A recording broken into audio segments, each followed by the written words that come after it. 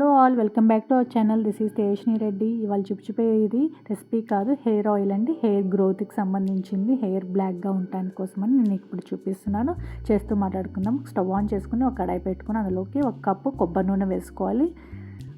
కొబ్బరి నూనె కొంచెం లైట్గా వేడెక్కిన తర్వాత 2 స్పూన్లు మెంతులు వేసుకోవాలి. మెంతులు కూడా కొంచెం లైట్గా వేడెక్కిన తర్వాత కరివేపాకు 1 గుప్పెడు వేసుకొని వేయించుకోవాలి. దీనివల్ల ఏంటంటే ఈ ఆయిల్ వల్ల హెయిర్ గ్రోత్ బాగుంటుంది, ఒత్తుగా వస్తుంది, బ్లాక్గా ఉంటుంది, చాలా బాగుంటుంది. ఇది వారానికి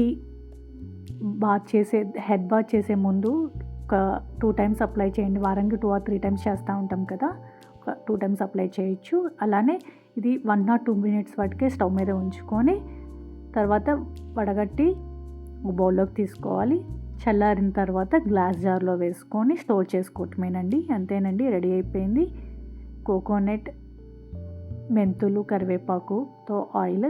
ఇలాంటి మరిన్ని వీడియోస్ కోసం నా ఛానల్ని సబ్స్క్రైబ్ చేసుకుంటే మీకు ఇలాంటి మోర్ టిప్స్ని మీకు ఇస్తాను.